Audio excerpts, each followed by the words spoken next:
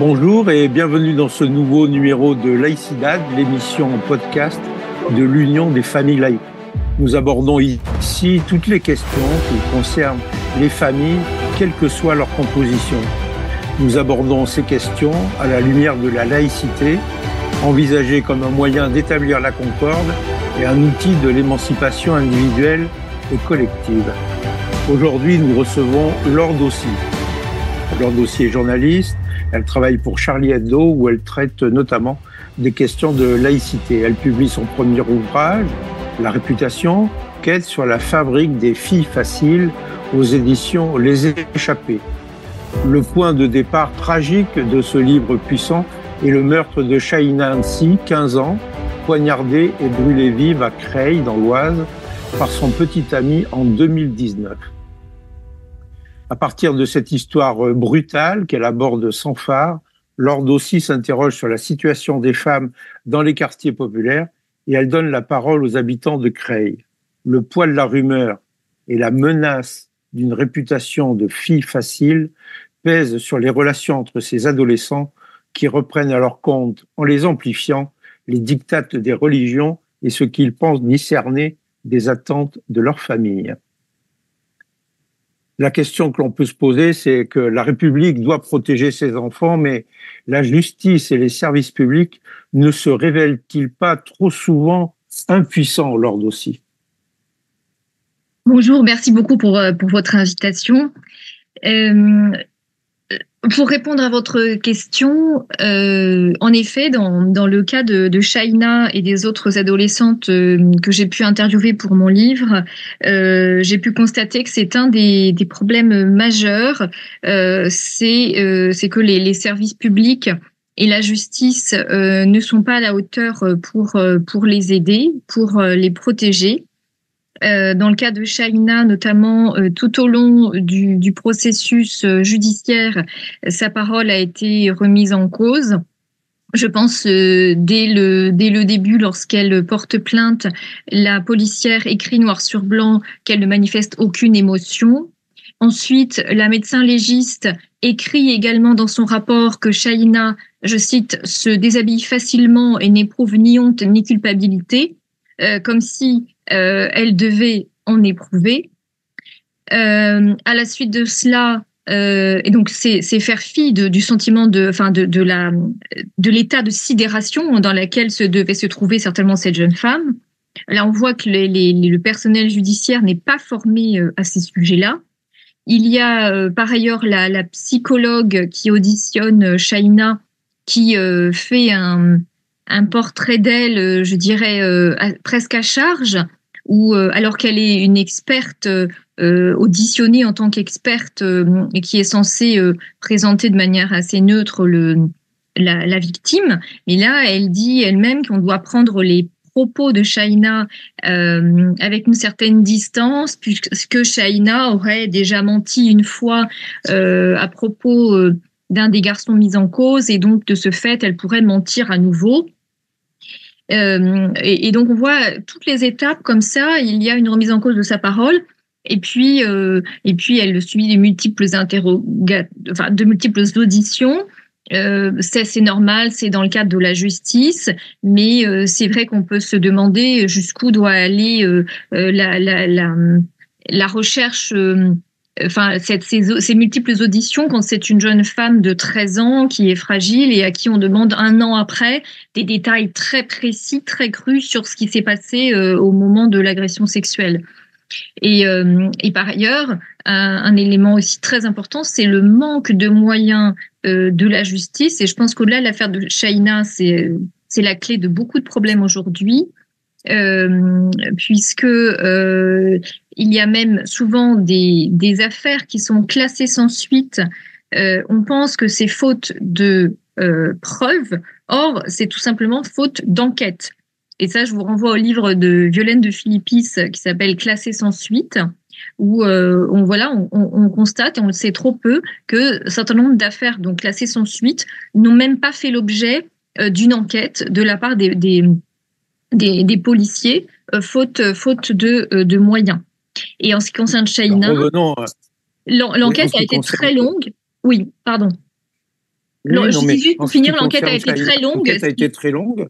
ce qui fait que même le procureur me disait on ne peut pas exclure que si le procès du premier volet pour l'agression sexuelle avait eu lieu plus tôt, peut-être qu'elle serait toujours vivante parce que toutes ces rumeurs qui s'étaient propagées dans toute la cité auraient peut-être été enfin stoppées.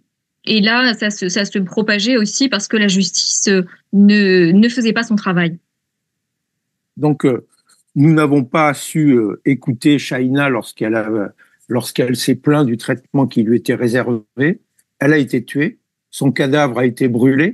Mais alors, quelle est cette réputation pour laquelle il est possible de mourir aujourd'hui en France? Eh bien, c'est vrai qu'on a tous une réputation et on est tous sensibles à notre réputation, mais selon les endroits et selon les, hum, les groupes dans lesquels on évolue, cette réputation prend une place plus ou moins importante et elle repose sur des choses différentes.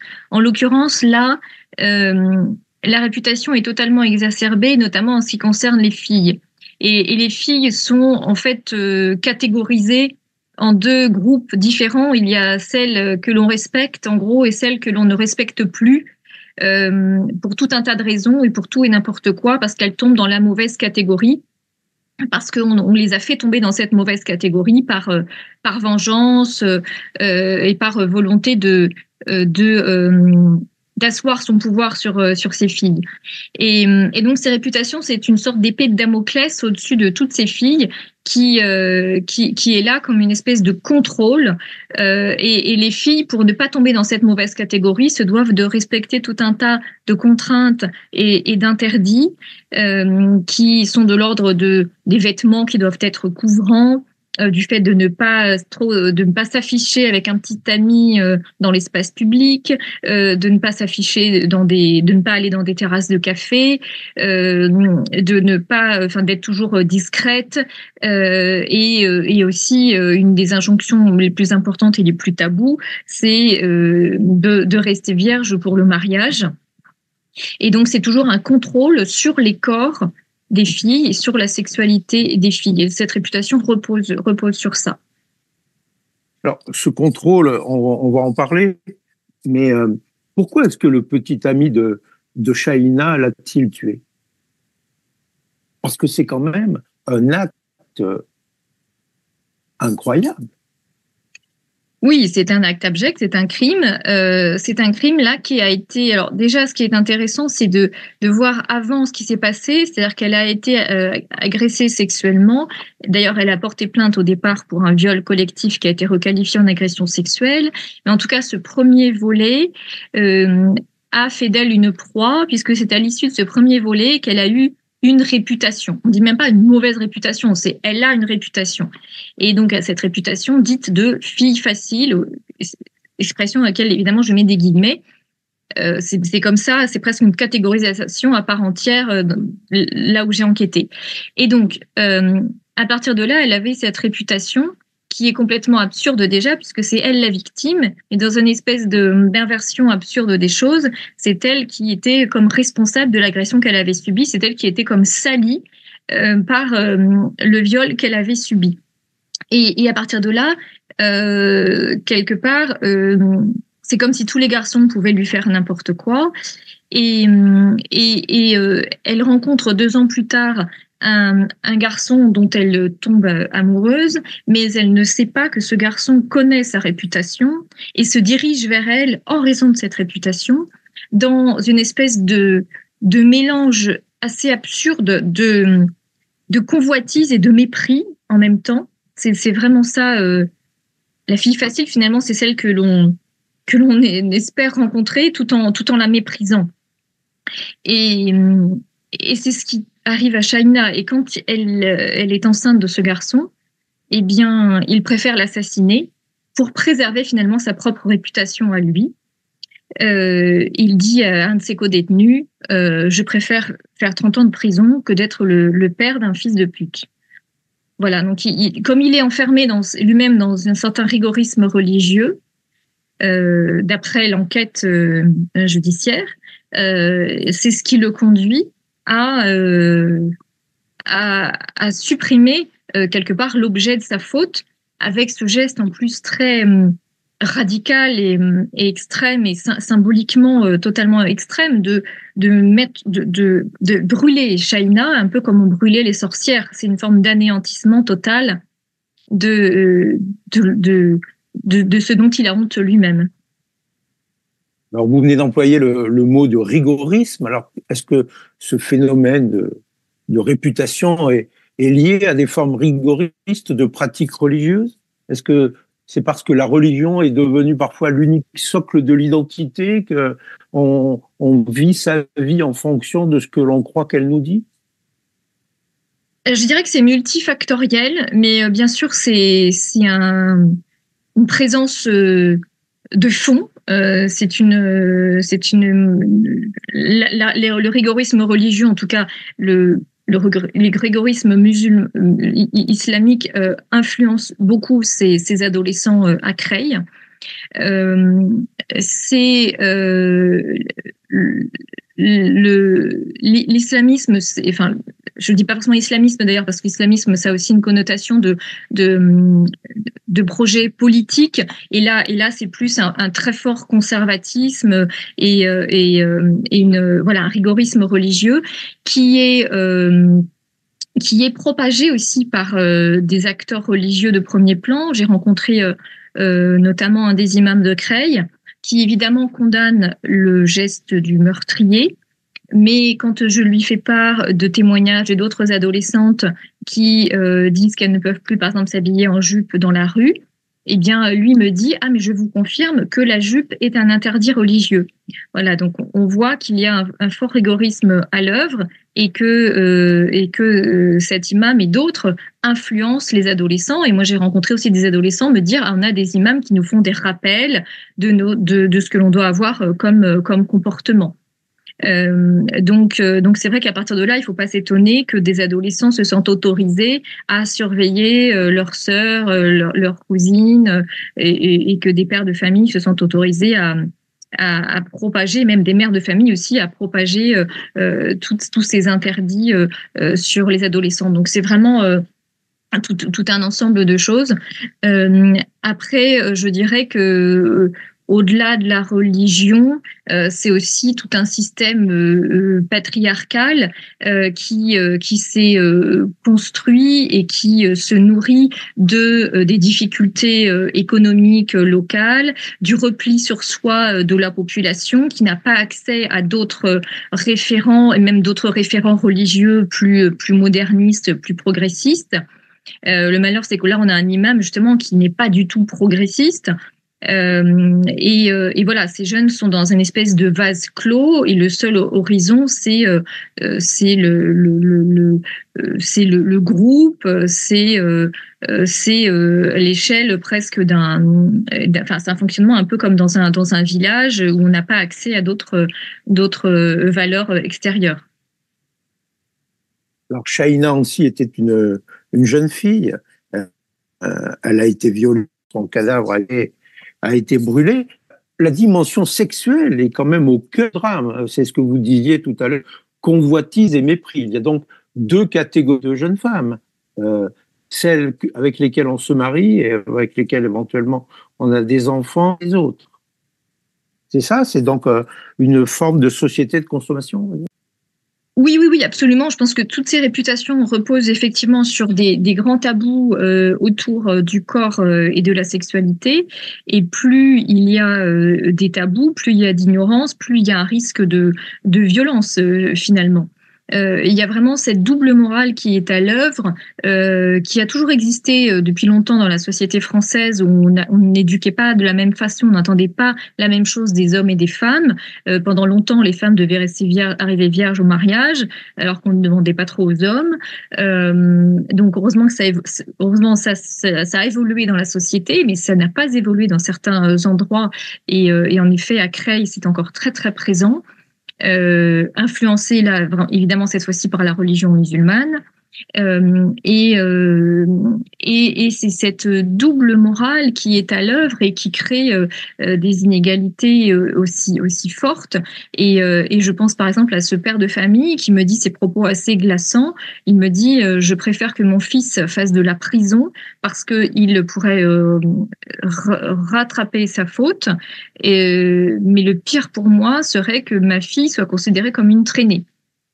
Dans l'échelle de ses valeurs, il vaut mieux que son fils soit en prison plutôt que sa fille ait une mauvaise réputation. Et pour lui, la mauvaise réputation, c'était uniquement le fait qu'on puisse savoir que sa fille ait eu des rapports sexuels avant le mariage. Voilà. Donc on voit l'emprise morale et le rigorisme autour de ces sujets-là. Et c'est pour ça que parmi les... je voulais ajouter aussi, c'est que ces injonctions de virginité, ça a pour conséquence que le corps de ces filles ne leur appartient pas. Il appartient en quelque sorte à l'ensemble du groupe, puisque c'est tout l'honneur d'un groupe, l'honneur de la famille qui est en jeu quand il y a cette mentalité-là. Voilà. Et ce que je trouve intéressant aussi, c'est d'avoir en tête pour ces adolescentes cette injonction-là, parce qu'il me semble qu'on n'en parle pas suffisamment dans les milieux féministes et laïques. On a trop souvent en tête, il y a souvent des débats autour du port du voile, qui est aussi un débat évidemment important, parce que d'ailleurs à ce sujet, moi j'ai rencontré des filles qui me disent « je ne vous cache pas que je porte le voile pour être tranquille et ne pas être considérée comme une fille facile ». Donc c'est un outil de protection pour elles, hein. Clairement, donc on est loin aussi de ce qu'on entend parfois comme quoi on porte de manière libre le voile, même si pour certaines ça peut être le cas aussi. Mais c'est vrai que parfois je vois une disproportion entre les débats qu'il peut y avoir autour du port du voile, qui parfois d'ailleurs peut crisper aussi, parce que évidemment ce sont des sujets qui sont très instrumentalisés, on le sait, par la droite et l'extrême droite, alors que des sujets qui ont plus trait à l'intimité et au corps, et on sait combien le privé est politique, hein, les féministes des années 70 l'ont rappelé, l'ont dit plutôt en premier, et donc ces sujets-là autour de l'intimité sont assez oubliés, alors que ces filles auraient avant tout besoin d'un espace d'écoute, d'apprentissage aussi, hein, de leur corps, dans un endroit où c'est complètement tabou. Et c'est pour ça que je me suis intéressée notamment aux cours d'éducation affective et sexuelle. Ce sont des séances qui sont obligatoires normalement dans l'éducation nationale depuis 2001, et ce n'est pas du tout mis en place suffisamment. Il n'y a que 15 à 20% des lycéens, des collégiens qui y ont accès. Là, je parle de l'ensemble de la France, hein, donc c'est très très peu.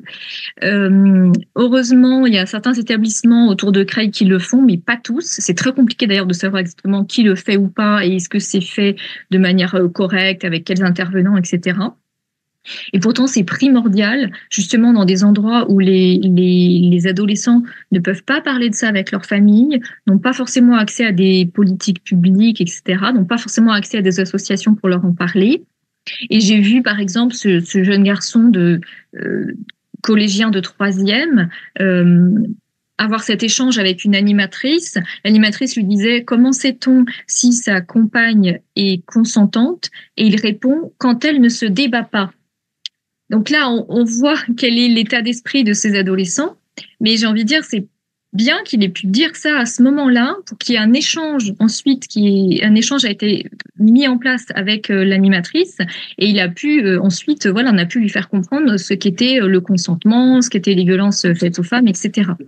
Donc, alors, vous parlez du rôle de l'école et pour finir là-dessus, juste pour les adolescentes, c'était une, parce que j'ai parlé du groupe de garçons, et pour le groupe de filles, c'était vraiment un endroit où elles ont pu enfin parler des violences dont elles avaient été victimes. Et j'étais l'animatrice et moi qui étions dans un petit coin de la classe, on était absolument bouleversés de constater ce que ces adolescentes à l'âge de 14 ans avaient pu déjà subir. C'est-à-dire que toutes les 9 adolescentes qui étaient là dans le petit groupe avaient toutes subi des violences, que ce soit du cyberharcèlement ou des agressions sexuelles. Et donc, ça nous a montré aussi concrètement le niveau de violence que vivaient ces adolescentes. Et l'intérêt aussi de ces cours-là, des cours d'éducation affective et sexuelle, qui là, étaient vraiment primordial pour leur permettre d'avoir une écoute et de les aider. Alors, restons sur cette question de l'école. On a longtemps pensé que la laïcité, l'éducation, la culture étaient les vecteurs de l'émancipation. Et pourtant, les agresseurs de Shaina sont allés à l'école. Ah ça, Alors, oui, bien où est sûr. l'échec? Et l'échec de qui? Mais oui, ils ont été à l'école comme beaucoup d'agresseurs vont à l'école, mais effectivement, je pense, ben, ça revient à ce que je viens de dire. Je pense que l'école doit aussi jouer un rôle. Je sais qu'on demande beaucoup de choses à l'école, mais en amont, je pense en prévention, il faut que l'école aussi joue ce rôle de prévention contre les violences et d'éducation à l'égalité filles-garçons. Et pas seulement lutter contre les stéréotypes, parce que une histoire, récemment, j'étais invitée par exemple dans des établissements scolaires qui voulaient lutter contre les stéréotypes, et c'est très bien, c'est important de lutter contre, de dire voilà, un garçon peut aussi, enfin un homme peut aussi s'occuper de ses enfants, une fille peut aussi faire des maths et être ingénieur. Bon, je pense que tout ça, on commence à le comprendre, et j'espère que les adolescents commencent à l'entendre. Mais en revanche, voilà, ça me semble beaucoup plus délicat, tout ce qui est du domaine des relations intimes, hein, comme je le disais, et des relations filles-garçons. Et c'est beaucoup plus délicat aussi dans les établissements scolaires, j'ai pu le constater. Il y a beaucoup plus de frilosité pour l'aborder. Or, c'est là que se situe un espace à la fois d'ignorance et dans lequel s'engouffrent les violences. D'autant plus que ces adolescents parfois font leur éducation sexuelle via le porno, qui évidemment propage beaucoup de violence. En plus, ils regardent à un âge où ils n'ont rien pour pouvoir décoder enfin, ils n'ont pas en tête quoi que ce soit pour pouvoir décoder ce qu'ils voient. Donc oui, l'école a un rôle à jouer important pour contrer ces violences, et après c'est multifactoriel aussi pour éviter que les parents comment dire, eux-mêmes restent dans un fonctionnement, je dirais, archaïque. Et je pense aussi que ces populations, plus elles se sentent reléguées, ghettoisées, plus il y a un repli sur soi qui conduit à choisir des valeurs opposées à celles de la République. Alors la solution, s'il y en a une, elle sera multifactorielle, puisque le problème est multifactoriel. Mais comment ces jeunes filles vont-elles pouvoir se libérer de ce poids et de cette menace de leur réputation? Elles sont en quelque sorte enfermées. C'est par rapport aux témoignages que j'ai reçus, heureusement, ça me donne de l'espoir pour elles. Certaines d'entre elles ont réussi à, celles qui me parlent justement, ça veut dire qu'elles veulent remettre en cause ce qu'elles ont vécu, elles veulent que ça bouge.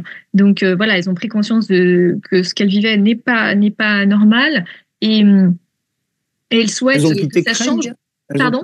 Elles ont quitté Creil ? Oui, beaucoup malheureusement. Je sors de ça en quittant Creil. J'ai rencontré aussi pas mal d'amis de Shaina, enfin de personnes de la génération de Shaina, tout du moins, qui donc la génération de celles qui commencent à partir faire des études ailleurs pour celles qui le peuvent, et d'autres malheureusement ne peuvent pas faire cela et se retrouvent enfermées encore dans cette situation. Mais donc pour celles-là, effectivement, il faut être à la hauteur, il faut avoir des services publics très forts sur place et contrer les discours les plus archaïques.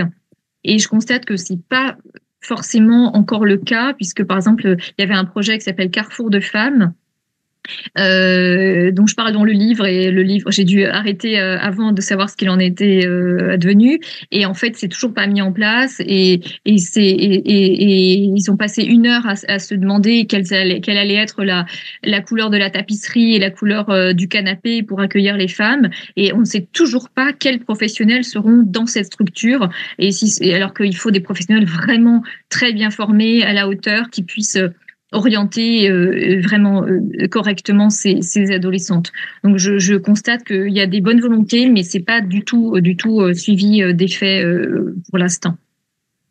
On cherche toujours des raisons d'espérer, et c'est triste de formuler les choses ainsi, mais est-ce que la mort de Shaina peut servir à quelque chose? Est-ce que, depuis que vous avez écrit votre livre, il s'est passé quelque chose, un mouvement, une prise de conscience, quelque chose?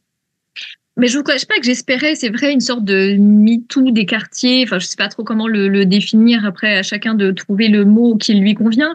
Mais c'est vrai que, en tout cas, moi, en ce qui concerne le mouvement MeToo, que je trouve formidable, hein, ce formidable mouvement de libération de la parole et qui aussi, surtout, fait qu'on entend davantage ces femmes qu'on n'écoutait pas avant, eh bien, je trouve que ce mouvement est formidable, mais c'est quand même un mouvement qui concerne des femmes qui ont accès au pouvoir, quel qu'il soit, pouvoir économique, culturel, etc., qui ont accès à la parole publique. Hein. Ce n'est pas tout le monde qui peut monter sur une scène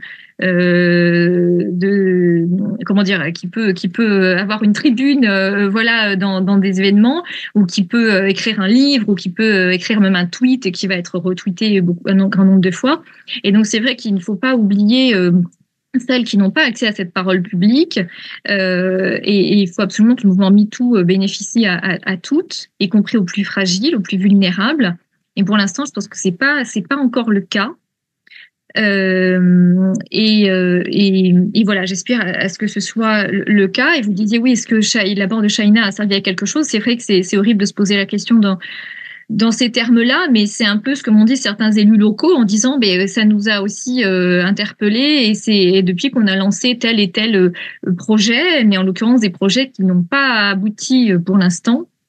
Voilà, et puis donc je vous disais, j'espérais aussi qu'il y ait une forme de voilà qu'un grand nombre d'autres jeunes femmes habitant dans des quartiers ou en difficulté puissent s'exprimer aussi. C'est pas le cas pour l'instant, mais j'ai reçu quelques messages de certaines d'entre elles, mais qui n'osent pas forcément aussi s'exprimer en public, mais qui me disent merci, voilà, j'ai vécu ça également, ou des personnes aussi dans la génération aujourd'hui qui ont 40, 50 ans, qui ont vécu, qui avaient 20 ans lors de Ni pute ni soumise, qui ont été militantes à Ni pute ni soumise, et qui aujourd'hui disent mais qu'est-ce qu'on a raté, comment ça se fait que c'est toujours comme ce qu'on dénonçait à l'époque, quoi. Et donc ça, c'est vrai que c'est assez désespérant pour elles de constater qu'il y a eu une espèce de je dirais pas de retour en arrière, parce que je pense qu'en fait ça n'a jamais vraiment évolué dans certains endroits, mais une sorte de stagnation de ces valeurs rigoristes, en fait. On s'approche de la fin de cet entretien. Alors aussi, vous avez donc la réputation, enquête sur la fabrique des filles faciles, et vous le présentez un peu partout en France, partout où on vous invite. Et qu'est-ce que vous disent les gens qui lisent votre livre et qui ne sont peut-être pas tous directement concernés, parce que tout le monde lit votre livre. Et qu'est-ce qui se passe? Est-ce qu'il a créé quelque chose? En tout cas, je suis absolument ravie et très émue même par l'enthousiasme autour du livre et les nombreuses invitations que j'ai reçues. Et notamment d'ailleurs grâce à des différentes associations laïques, grâce à l'UFAL et aussi grâce à Femmes Solidaires que je remercie à cette occasion. Et voilà, donc c'est évidemment important de parler de ce livre dans un maximum d'endroits. Et ce qui est touchant aussi, c'est que même si je pars d'un féminicide et d'un endroit, d'un lieu, d'une ville spécifique, je vois que ça concerne bien d'autres personnes, et y compris des personnes aussi dans d'autres milieux sociaux, dans le monde rural aussi, par exemple, de femmes plus âgées qui me disent ah mais moi j'ai souffert aussi de ce système de réputation dans mon petit village quand j'étais jeune. Voilà, donc je pense que c'est une notion qui interpelle et qui touche pas mal de monde. Et quelque part, je trouve que c'est important de mettre un mot sur cette notion que certains vivaient sans trop pouvoir justement nommer, parce que c'est une forme de sexisme spécifique qui n'était pas vraiment définie. Et d'ailleurs, j'ajoute, on a vu récemment avec malheureusement les cas de ce jeune Shemseddine qui a été assassiné à Viry-Châtillon en raison aussi de la réputation. Et cette fois-ci, ce sont des grands frères qui ont voulu protéger la réputation de leur petite sœur en tuant un garçon avec lequel elle correspond, enfin elle était en lien. Et là, on voit en fait que cette notion de réputation impacte et dangereuse, y compris pour les jeunes garçons. Donc je trouve malheureusement, que moi-même j'ai un peu découvert quelque part à cette occasion que ça avait autant d'impact, y compris chez les jeunes hommes. Et je pense que finalement ça serait intéressant aussi, un peu comme à une époque où on n'avait pas ce terme de féminicide en tête et on voyait des faits divers qui s'ajoutaient les uns aux autres sans pouvoir faire un lien entre chacun, pour analyser le fait et découvrir qu'il y avait un peu les mêmes logiques à l'œuvre. Eh bien, ce serait intéressant d'essayer de voir, de comprendre, de rassembler tous ces crimes ou agressions ou harcèlements autour des réputations. Et je pense qu'elles sont nombreux. Ils concernent aussi bien les filles que les garçons. Et ça montrerait, voilà, de le mettre sous cette même coupe de la réputation, ça montrerait combien ils sont massifs et que ce ne sont pas des faits divers isolés. Merci beaucoup, Laure Dossi. Donc, avec votre livre, vous avez mis un mot sur ce phénomène